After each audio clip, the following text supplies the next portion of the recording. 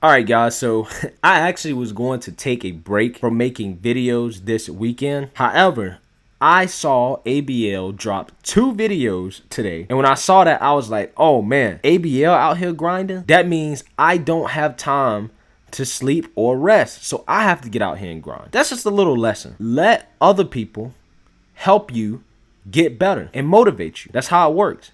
It's all about competition. So I was going to cover this Trump Platinum plan for Black America because it came out on Friday evening, and I actually took a look at it and I was going to cover it, but I wasn't going to rush it. And I'm not really rushing it. I'm just going to go ahead and do it now because I think it is important to go over this and give my opinion on it because I think it's a good plan. However, I do have some criticisms of it that I want to go over with you guys because I am a solution-oriented person, and I love talking about solutions on my channel. So I'm going to go ahead and get into it and let you guys know what I think. So this is the Platinum Plan, President Trump's pillars. And before I get in this, when I first saw it, I was like, 500 billion in spending? Oh, this is basically a stimulus package. But then after I actually read it, I realized that what this really is an infrastructure spending plan, because President Trump has been big on wanting to get infrastructure spending done and improve our infrastructure because, guys, I don't know if you know, but our infrastructure is rated D+. D+. So technically, on a world stage, we have terrible infrastructure. And I think everybody can agree on both sides of the aisle that this is something that we might want to address and make better. I'm not saying that it's not a plan for Black America. That's not what I'm saying. It will benefit Black Americans. However, I think this will benefit America overall more, and that infrastructure is a great way to go about pushing a plan for Black Americans. That's what I'm saying. So let's take a look at the 4 pillars.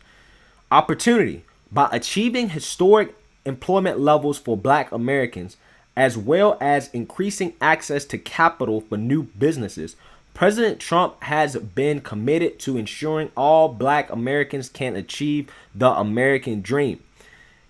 He's not saying anything revolutionary there. It's just kind of a statement. Security. By signing into law the celebrated First Step Act, President Trump has brought common sense criminal justice reform to the American people for the first time in decades, while ensuring that our streets and communities are safe for families and business owners. First Step Act, which has been lauded across the aisle as very well respected criminal justice reform that we honestly have not had in a really long time. President Trump does not get enough credit for that. And when the super liberals try to come at you talking about what has Trump done for the Black community or for criminal justice reform, point to the First Step Act. It's very well respected. Prosperity. As the first president to provide long-term funding to historically Black colleges and universities, this administration continues to seek immediate and generational advancement for Black Americans. Another example of how bad of a racist Trump actually is, increasing funding for historically Black colleges and universities. Again, apparently this guy's a white supremacist. He is the worst white supremacist I've ever seen in my life, personally. Fairness, as determined through his actions to initiate investment in opportunity zones as well as address health disparities, wage gaps, which, by the way, the wage gap is a myth. The gender wage gap specifically is a myth. And necessary education reforms, President Trump works every day to advance a fair and just America for the Black community. Again, opportunity zones, tax incentives to invest in low-income areas of poverty. Now, I'm going to skip over this section because I want to get into the nitty-gritty. The overall goal is to increase capital or access to capital in Black communities by almost 500 billion. Now to the nitty-gritty details. Black economic empowerment and access to capital. Reach even greater levels of historic employment and wage growth for the black community set in 2019 so that anyone looking for a job gets one. Again, this is a very vague statement, but it's the first bullet point for a reason. Seek infrastructure funding that will lead to widespread growth in the annual $500 billion federal contracting opportunities. This is the meat and bones of this proposal. And this is why I called it an infrastructure plan rather than just a black economic opportunity plan. Even though, again, this will benefit black Americans, and there are things in here that are targeting black businesses specifically. Infrastructure is the big thing because, again, remember, guys, our infrastructure has a grade of D+. Also, I know a lot of deficit hawks are going to be on this, and I'm not necessarily for more spending. However, at the time, borrowing money is as cheap as ever for the government. Interest rates are at a historic low. Our debt is so cheap right now that it's not really a big deal, guys. And if so happen the value of the dollar falls, the people that's really going to be left holding the bag really are the foreign countries who have invested in our debt. And fortunately, we can do this in terms of being able to borrow this money because we have the ability to borrow in our own currency. And the bondholders who may be foreign are really the ones that's going to lose money.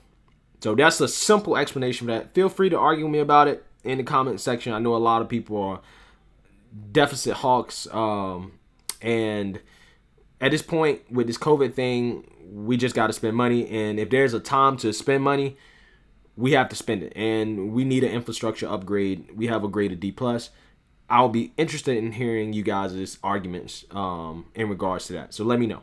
Grow minority-owned businesses with additional tax cuts to stimulate hiring and investment. This is good. Standard Republican/conservative economic principle.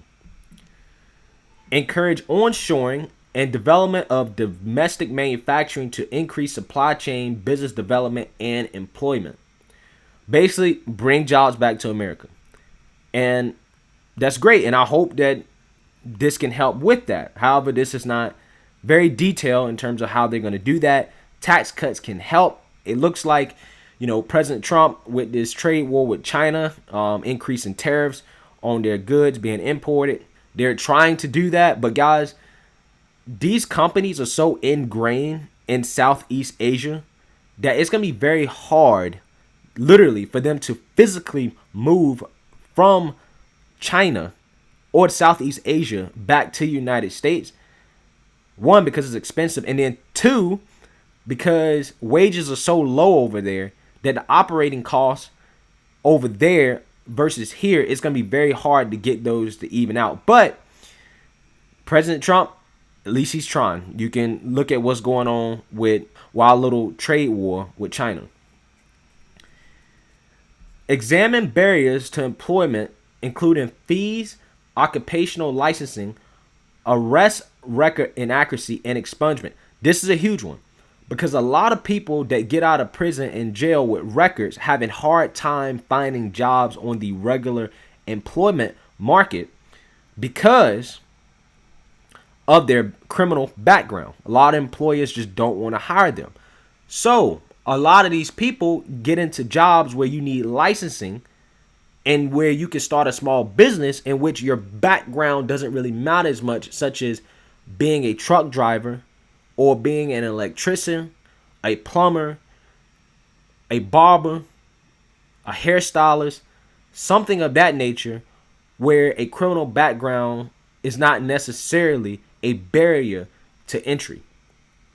So improving the fees or lowering the fees and looking at the licensing and maybe trying to decrease some regulation there will definitely help.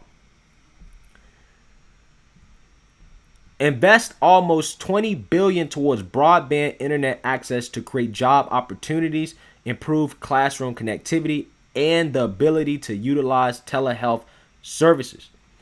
Again, this one is big. Access to the internet is huge because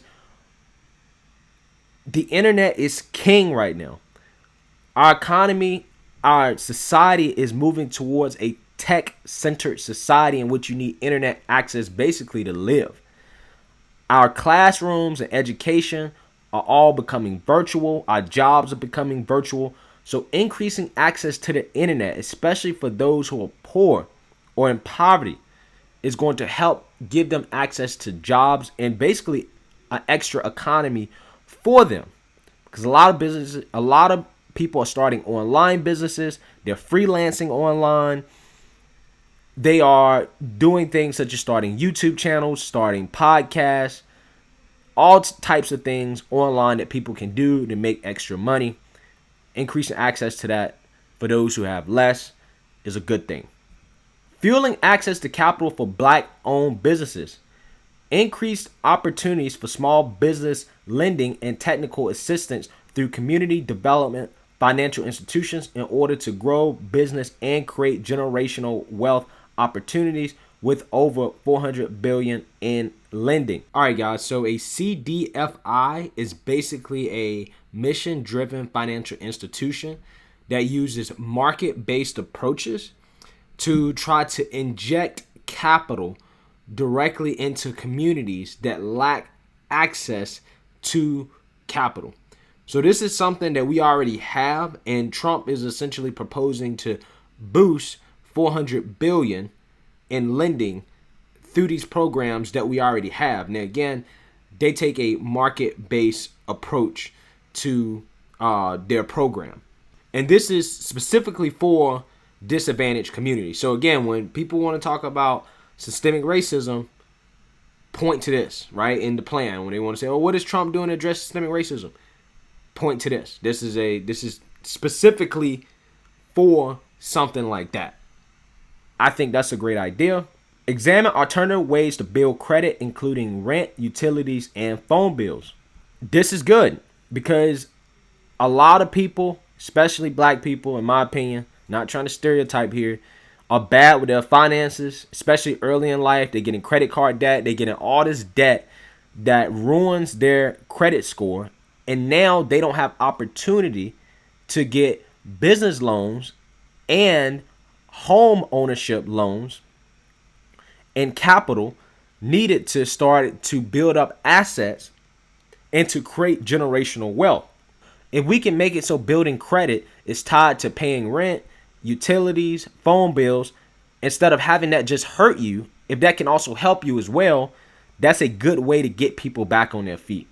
Increase the number of black-owned contracting businesses, financial service entities, and private equity investment funds through regulatory reform and up to 40 billion in government funding alongside traditional private investment. This is huge. A lot of you guys don't know my background. Before I started doing this, I worked in the financial services industry at one of the largest broker dealers in the world. I'll let you guys guess. Almost 6 trillion in assets under management. So I know a little bit about this. I think this is good for the contracting businesses, the black-owned contracting businesses, especially if they're going to have access to this 500 billion in capital for infrastructure spending. Financial services entities and private equity investment funds, if you can increase the amount of black-owned entities, that's good because financial service firms control the flow of capital into certain businesses across the country. And if you can have more black-owned financial service entities, that can directly help address the so-called systemic racism that the liberals love to complain about. You may be able to mitigate those disparities in investment practices and lending that, again, people like to complain about so much. So I think this is good, and this is a big deal. hosts senior executives from major financial institutions on a quarterly basis to advance new and equitable lending programs for black communities. Now, I believe, and you can correct me if I'm wrong about this, that equitable lending refers to mortgage loans such as FHA loans and non-qualified mortgages. So I think that's what essentially the plan is talking about in reference to that. Federal, state, and local community partnership to close failing schools, to replace with full school choice and education opportunity, to put American parents back in control over their children's future. Again, that's just kind of a general statement. However, Republicans and conservatives are pro school choice, so not really many details there. Increase child care tax credits and provide greater access to quality preschool.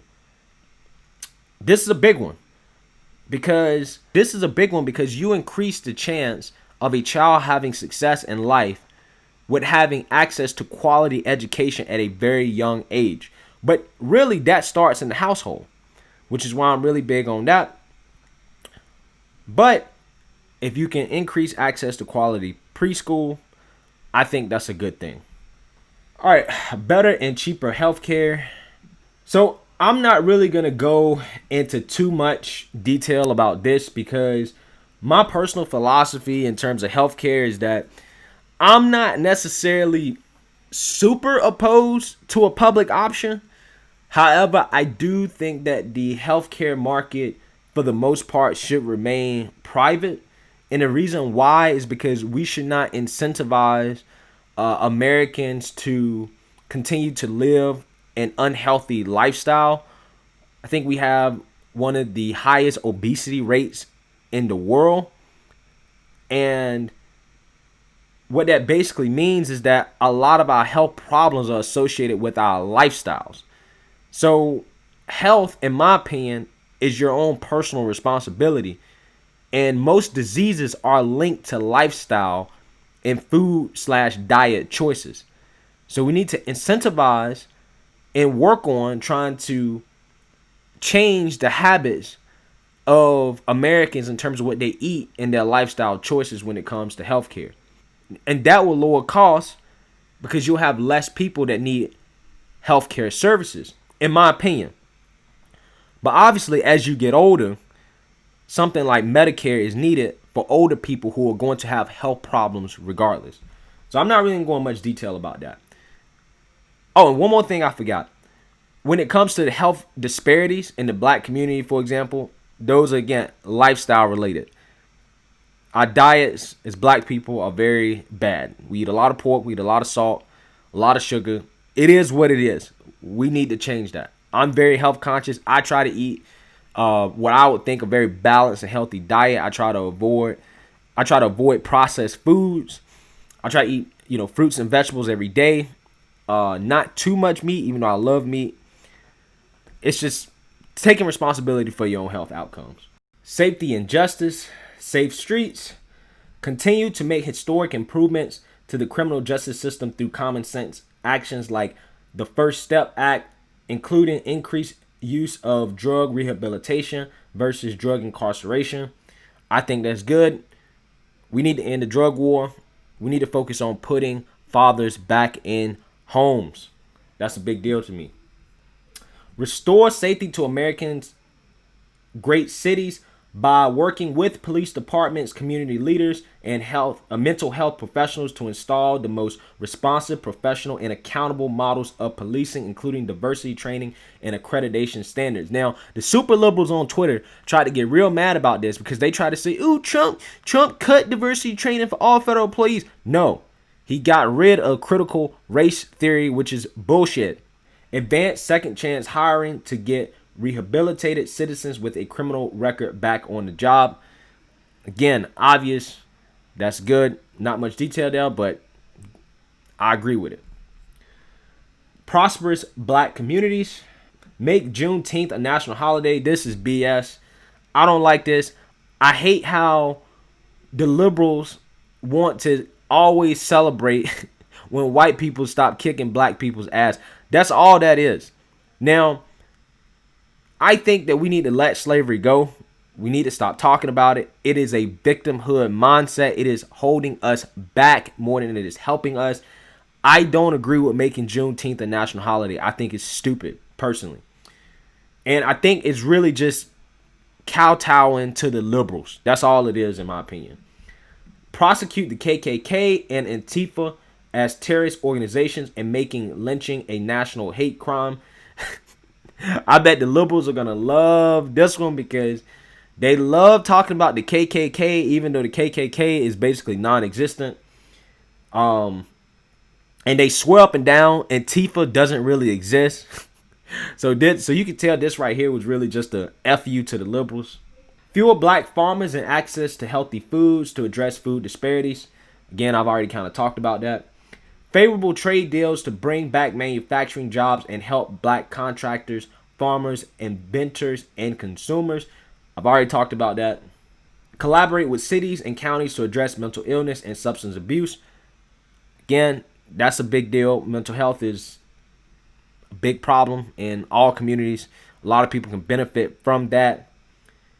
I believe that, if you focus on, legalize, tax, and regulate, particularly marijuana, you can invest that money back into these mental health services. At least that's what I would like to see, personally.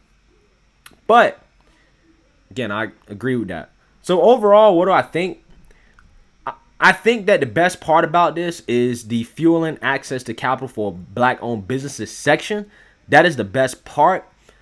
I think that if we're talking about helping black community and helping black businesses, it's not a handout. It's more of we're helping you get off your feet and to pull yourself up. But all of this is going to help all Americans in general. Is this something that President Trump can get past and actually do? Who knows? We don't know what's going to happen with this election, but the liberals can't say that he doesn't have a plan. So the major criticism I have of this are mainly three things. He needs to be more specific about putting fathers back in homes, because it all starts at the home. If you can put fathers back in homes, that's going to help tremendously with black poverty, and it's also going to be able to help make programs like these more efficient, because right now, with the way our culture is, pouring a lot of money into the black community really can be a waste, and we've kind of seen that in some instances because our culture is not there and we're not ready. So we have to fix our culture, but I feel like this is a good start, and creating opportunity is a good way to go. And a part of getting black fathers back in homes is addressing the drug war and mass incarceration and trying to push for legalization of at least marijuana, in my opinion. Now, the second thing is that it doesn't address financial literacy. And financial literacy is huge because a lot of people don't even know the basic of investing. And in order to generate generational wealth, you need to know how investing works. You need to know what stocks, bonds are. You need to know what an asset is. You need to know what a liability is, because a lot of people in the black community, they don't realize that a car is a depreciating asset. That essentially, once you buy it, the value depreciates as soon as you drive off the lot. And when you put your money into depreciating assets, you are not building wealth, you're destroying wealth. Again, these are behavioral things that we have to change at our own personal level, right? So financial literacy is important. We need more of that. We got to be more efficient about that. And that will also help with the student loan debt problem as well, too, which should have been addressed in this as well. But it is what it is. The third thing and the final thing is tech. Access to code schools and teaching people how to code, because our society is becoming a more tech-oriented society. We have to have more people coding. And if you can have more tech education in schools, I'm talking about middle school and high school, along with other skills in trade education, we can help students get jobs directly out of high school because they're already skilled enough to get a high-paying job because they've been educated in high school. Therefore, they don't have to go to college and pay a bunch of money for basically a useless degree. That's why we have this student loan debt problem, is because college is inefficient. I might make a video about that later. But we need to make our public schools better, either through private school choice, school vouchers, or through other means. But regardless, we have to start teaching trades and skills, real skills, in high school, in middle school, that are going to allow students to get jobs right out of high school. We have to start doing that again. That is a big, big, big deal. And I feel like teaching coding, people should know the basic language such as HTML, CSS, or JavaScript. They should know these things coming out of high school. That's how you remain competitive in the job market, and that can benefit everybody. So again, that's my take on this. I don't know if he can actually pass something like this or not. We'll see. I think this is more of an infrastructure thing than just a black empowerment thing, but it can help black people, and some of this is geared directly towards black people, so it's good. But again, Trump cares about all Americans, so it's good overall. It's not perfect, but I give him credit for at least having a plan and showing people that, you know what, I do care about black America. That is important. And at the very least, it may push the Democrats to try to do more, even if they get in office. So who knows? But anyways, let me know what you guys think. Make sure you like, comment, and subscribe. Most importantly, share a black conservative perspective. Peace.